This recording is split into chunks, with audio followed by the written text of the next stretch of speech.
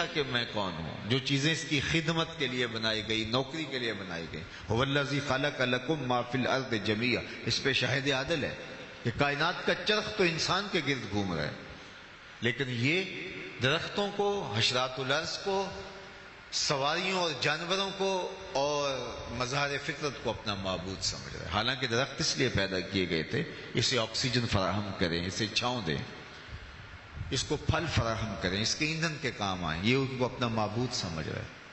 اجرام فلکیہ اس کی راہوں میں روشنی اجالنے کے لیے، اس کے ذوق نظارہ کی تسکین کے لیے پیدا کیے گئے تھے. یہ ان کے سامنے ماتھا ٹیک رہا ہے. یہ پتھر، یہ اصنام، یہ ساری اس کی خدمت کے لیے چیزیں پیدا کی گئی تھی. یہ جانور اس کی سواری کے لیے، اس کی بار برداری کے لیے، دودھ اور غذائی ضروریات کی فراہمی کے لیے پیدا کی گئی تھی. یہ ان کو اپنا معبود سمجھ رہے ہیں. یہ تو حضور نے آ کے بتایا یہ تیرے معبود نہیں ہیں، یہ تیری دہلیز کے نوکر ہیں. نہیں تو دیکھ، چاند کو پوچھتا ہے، معبود سمجھتا ہے. یہ دیکھ، انگلی اٹھتی ہے اور وہ ٹکڑے ہو کے قدموں میں آتا ہے. سورج کو دیکھ، اشارہ ہوتا ہے، وہ بھاگتا ہوا عصر کے وقت پہ آتا ہے. درختوں کو میں ہی نہیں جا کے تو ہی کہہ دے تو میں اللہ کا رسول بلا رہا، تو درخت کے قدموں میں سلامی بھی دیتے ہیں، سجدہ ریز بھی ہوتے ہیں. اب انسان کی آنکھیں کھلتی ہیں. جن کو میں معبود سمجھ رہا تھا وہ تو میری دہلیز کے نوکر نکلے. شمس و قمر اشاروں پہ بھاگ رہے ہیں، درخت سلامیاں دے رہے ہیں، پتھر ابو جہل کی مٹھی میں ہیں، کلمے محمد عربی کے پڑھ رہے ہیں صلی اللہ علیہ وآلہ وسلم. اب اسے سمجھ آئی کہ میں کون ہوں، اور اپنے آپ سے اس کی ملاقات ہی تب ہوتی ہے جب حضور کی دہلیز پہ آتا ہے. اب اس کا بدلا ہوا لہجہ دیکھیے، اس کی تبدیل شدہ ٹون دیکھیے. اب یہ بولتا ہے، فرشتہ کہنے سے میری توقیر گھٹتی ہے، میں مسجود ملائک ہوں، مجھے انسان رہنے دو. کہتا ہے خبردار، مجھے فرشتہ بھی کہا تو اس سے بھی فرق پڑتا ہے مجھے. فرشتوں کی پیشانیاں تو میرے حضور جھکتی رہی ہیں. اللہ اکبر. تو انسان کو شعور ذات ملا، اپنے من سے آگہی ملی تو وہ حضور کی دہلیز سے ملی. اور اگر یہ ڈر نہ ملتا تو آج بھی یہ بھٹک رہا ہوتا. یہ بالکل آپ کی ہمسائیگی میں انڈیا بستا ہے، پی ایچ ڈی ڈاکٹر ہے اور بدھ کے آگے ہاتھ جوڑے کھڑا ہے. اس کی عقل و بینش، اس کا فہم و ادراک، اس کی اتنی بھاری بھرکم ڈگری اسے نہیں بتا رہی کہ اپنے بدن پہ بیٹھی مکھی تو اڑا نہ سکے، میری ضروریات کا کفیل کیسے ہو سکتا ہے. لیکن وہ ہاتھ جوڑے کھڑا ہے. ایک M B B S doctor ہے اور گائے کے پیشاب کو تبرک سمجھ رہا ہے اور چسکیاں لے لے کے پی رہا ہے. اس کی طبیعت میں کوئی نفاست نہیں ہے. جو فیصلہ دے کہ یہ ایک جانور کا بدبودار فضلہ ہے، اور اس کی طبیعت میں کوئی ایسی چیز نہیں کہ اس کو اس سے تعفن محسوس ہو، اس کی طبیعت میں تقدر آئے، تو وہ اتنا پڑھا لکھا ہونے کے باوجود بھی شعور کی پستیوں میں گرا ہوا ہے کہ ایک جانور کے فضلے کو تبرک سمجھ رہا ہے. اور دوسری جانب میں نے اپنی مسجد کی ٹوٹیوں پر ایک 7 سال کے بچے کو دیکھا کہ وہ اپنے پائچے کو مل مل کے دھو رہا تھا. تو میں نے جھڑکنے کے لہجے میں کہا کہ تم نے اتنا زیادہ پانی کھولا ہوا ہے. تو وہ لجاجت بھرے لہجے میں مجھے کہتا ہے کہ جناب میں گلی سے گزر رہا تھا، کسی جانور کے پیشاب کا چھینٹا میرے پاؤں پہ گر گیا اور میں سکول جا رہا ہوں. میں حیرت میں ڈوب گیا کہ اس ڈاکٹر کو تو سمجھ نہیں آئی اس 7 سال کے بچے کا شعور اور اس کے اندر رکھا ہوا تقدس اتنا ہے کہ وہ پائچے کے اوپر پیشاب کے پڑے ہوئے غیر مری چھینٹے کو بھی گوارا نہیں کر رہا. اور وہ کوئی پرانی عمر کا نہیں ہے، وہ ابھی 7 سال کا بچہ ہے، درس نظامی کا فاضل نہیں ہے کہ جس نے نجاست غلیظہ و خفیفہ کے حکام پڑھے ہوں. وہ پہلی دوسری کلاس کا طالب علم ہے. میں نے کہا مالک تیری قدرت کہ M B B S doctor کو سمجھ تو نہیں آئی، اس 7 سال کے بچے کو سمجھ آ گئی. تو اندر سے جواب آیا کہ وہ ہے ڈاکٹر لیکن اس کے ہاتھ میں دامن حضور کا نہیں ہے، اور یہ ہے بچہ لیکن ماں نے گٹی میں پیار ہی حضور کا دیا ہے، اس لیے تقدس اس کی روح تک اتر گیا ہے. روشنی تو اس دہلیز سے ملتی ہے. سید سلیم گیلانی مرحوم نے کہا تھا کہ نہ خرد کی روشنی تھی نہ جنوں کی آگہی تھی، نہ خیرت. یہ نعت کا اسلوب دیکھیے. آج کل تو وہ ہمارا نعتیہ کلچر بھی پتہ نہیں کہاں لڑک کے کہاں چلا گیا ہے. بٹن ٹھاں کر دیتے, بٹن ہاں کر دے, اور لوگ آگے سے سبحان اللہ پکار رہے ہوتے ہیں. لیکن ذرا نعت کا یہ شعر دیکھیے. نہ خرد کی روشنی تھی نہ جنوں کی آگہی تھی. نہ خرد کی روشنی تھی نہ جنوں کی آگہی تھی.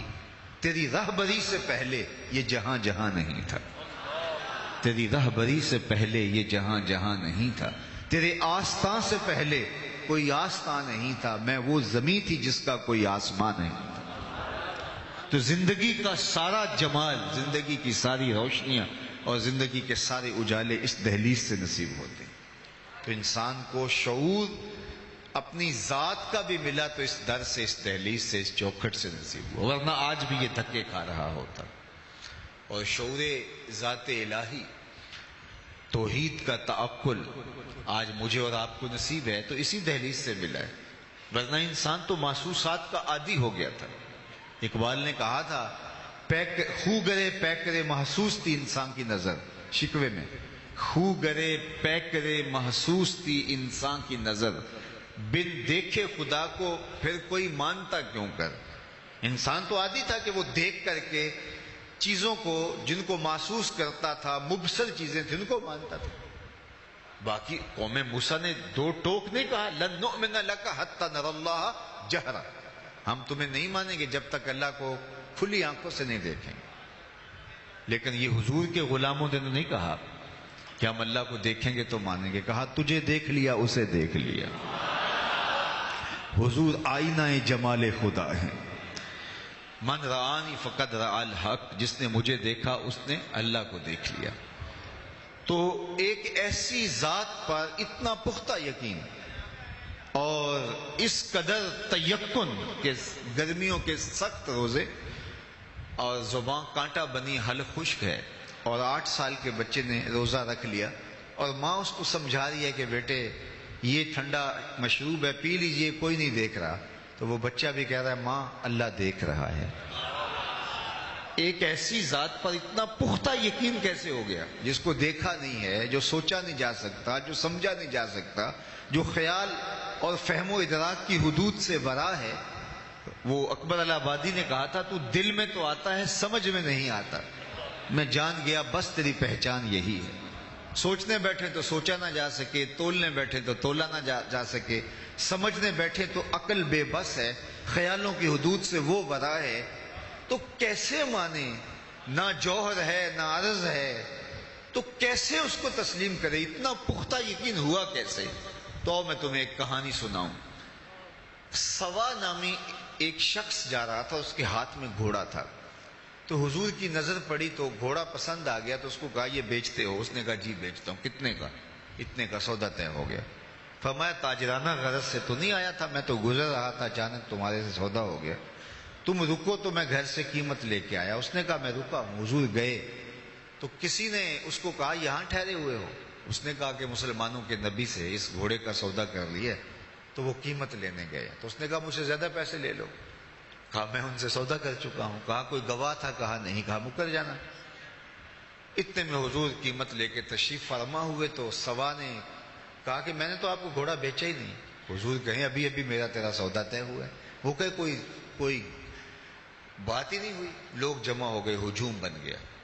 جب لوگوں کا پریشر بنا تو سوا نے سمجھا کہ صادق بھی یہ ہیں, امین بھی یہی ہیں, تو لوگ تو ان کو ہی سچا مانیں گے, مجھے تو لوگ غلط کہیں گے, میری شہرت بھی کوئی اتنی اچھی نہیں ہے. میرا خیال تھا کہ وہ آئیں گے, قیمت دینا چاہیں گے, میں مکر جاؤں گا, بات ختم ہو جائے گی. تو لوگ جمع ہو گئے. اس نے کہا اچھا جی آپ بتائیے, جب دو آدمیوں کے مابین یوں نزاع بن جائے تو آپ کی شریعت میں تصفیہ کی صورت کیا ہے؟ تو آقا کریم نے فرمایا میری شریعت یہ کہتی ہے جو مدعی ہے وہ گواہ لائے, اور اگر اس کے پاس گواہ نہیں تو والیمین علی من انکر, جو انکار کرتا ہے وہ قسم دے دے. اس نے کہا بات ختم ہو گئی. آپ کا دعویٰ ہے نا میں نے گھوڑا خریدا ہے, تو آپ گواہ لے آئیں, اور اگر آپ کے پاس گواہ نہیں ہے تو پھر آپ کی شریعت کے مطابق میری قسم بنتی ہے, تو میں قسم دے دیتا ہوں کہ میں نے بیچا نہیں. اب اتفاق یہ تھا کہ جب گھوڑے کا سودا ہوا تو اس وقت کوئی موقع پہ گواہ نہیں تھا. وہ مکر گیا تھا, اس کے لیے قسم دینا بھی کیا مشکل تھا. اس نے کہا جی ٹھیک ہے، آپ کی شریعت کے مطابق ہی فیصلہ طے ہوا، اگر